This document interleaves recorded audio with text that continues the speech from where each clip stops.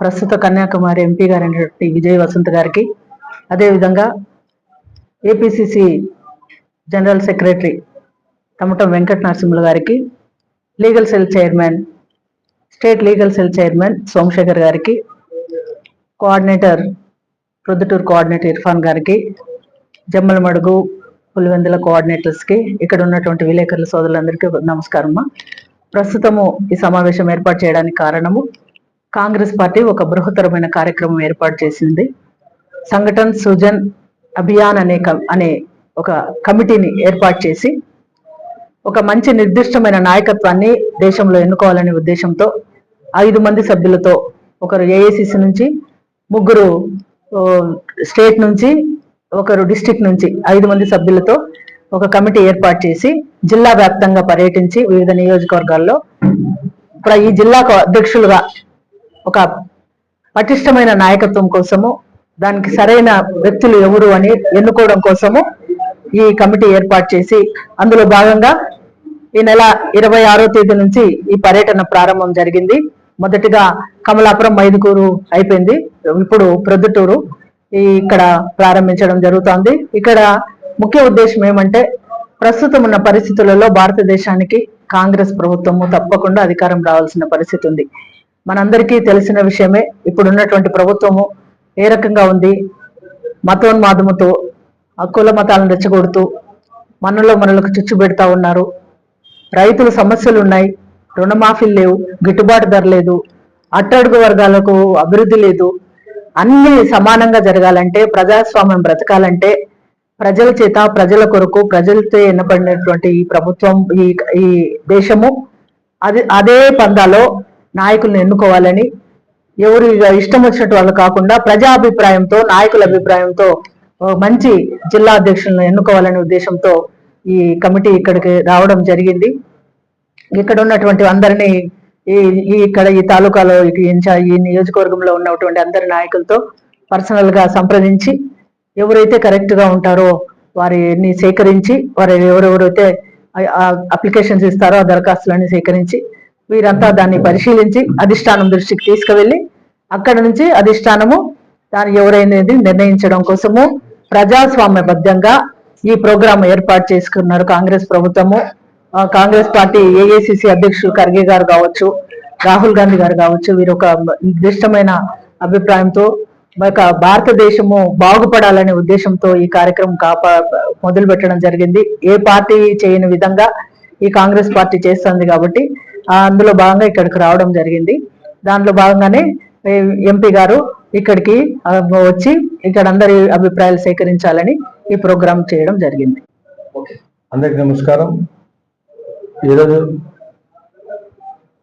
సంఘటన అభియాన్ కార్యక్రమానికి AICC observer Kanyakumari MP గారు అయినటువంటి విజయ్ వసంత్ గారు, అలాగే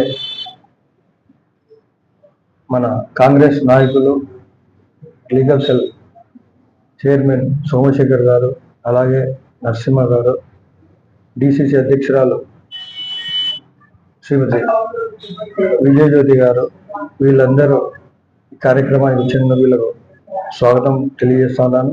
ఈ కార్యక్రమం ముఖ్య ఉద్దేశం ఏంటంటే, పారదర్శకంగా డిసిసి పదవి అనేది, ఆ హోదా అనేది ఎవరికైనా మీరు ఆశిస్తూ మీకు ఆ కేపబిలిటీ ఉందంటే, ఆ సామర్థ్యం ఉందంటే మీరు దాన్ని అప్లై చేసుకోండి అనే ఒక కార్యక్రమాన్ని చేపట్టడం జరుగుతుంది.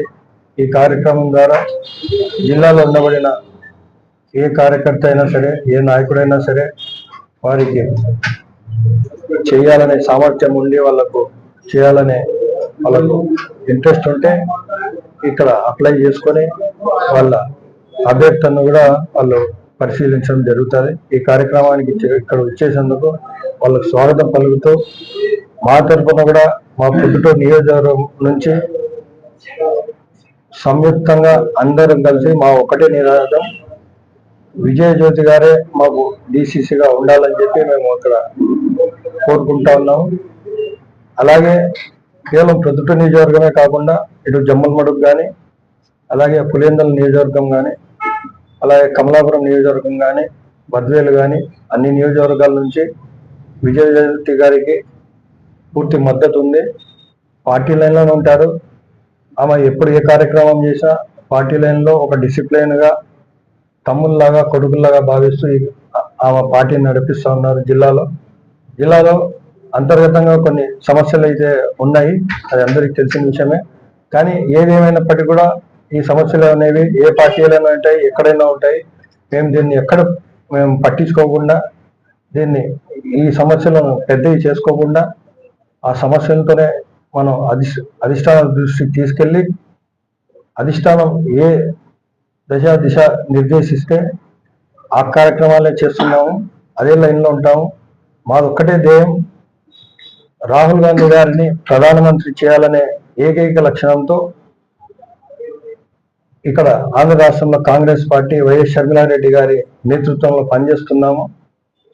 అలాగే వైఎస్ షర్మిలారెడ్డి గారు కూడా రాబోయే ఎన్నికల్లో ముఖ్యమంత్రి అవ్వాలనే ఆకాంక్షతో ఏకైక ఎజెండాతో పనిచేస్తున్నాము. కాంగ్రెస్ పార్టీ పునర్వైభవం తీసుకొచ్చి ఇందిరమ్మ రాజ్యం తీసుకుని వచ్చే దిశగా మేము అందరం కష్టపడి, నేనే కాదు నాతో సహచారం ఉండబడిన జమలమడుగు ఇన్ఛార్జ్ శివమోహన్ రెడ్డి గారైనా, పులిందల ఇన్ఛార్జ్ నా సోదరుడు, నా తమ్ముడు ధ్రువ్ కుమార్ రెడ్డి అయినా సరే మేమందరం సమిష్టిగా ఉన్నాము. అశోక్ రెడ్డి కమలాపురం ఈయనైనా మాతోనే ఒక టీం లాగా ఒక మంచి ఉద్దేశంతో మేమంతా ఇక్కడ కలిసికట్టుగా పనిచేస్తున్నాము. ఇదే దిశగా మేము పనిచేస్తామని చెప్పి ఎంపీ గారికి కూడా ఈ మీడియా ముఖానికి అందరికీ తెలియజేస్తా ఉన్నారు. Thank you. From Kanyakumari, I've been appointed as a AICC observer for this remarkable organizational structural change initiative taken by the AICC. I'll be observing the entire process of appointing the DCC in the Kadapa district. Today we've been covered two constituencies, and today is a third constituency, and we'll be meeting all the cadres and the leaders of the local assembly party and get their opinion about the DCC. The main agenda of this mission is to strengthen the grassroots level of the party and strengthen the party in all levels of hierarchies, and form a committee. Committees also to be formed. So till the block level, from DCC to BCC, BCC to Mandal to block level, booth level committees all to be formed after the appointment of the DCC. So the main aim of this agenda is to strengthen the party and strengthen the DCC. From the DCC, the committee will be strengthened. From the committee, even the sub BCCs all will be strengthened in order to bring back the democracy of India to power. That means, bring back Congress to power, because Congress is the only party which works for the people and who highly respect the democracy of this nation. So it is our duty to enhance and give 100% effort to build this institution strongly, firmly, to bring back power in Andhra also. So that is our main agenda. Today I'll be meeting all the cadres and the leaders and getting their opinion, and the reports will be submitted to the AICC, and the AICC will take a final decision on the DCC appointment. Thank you.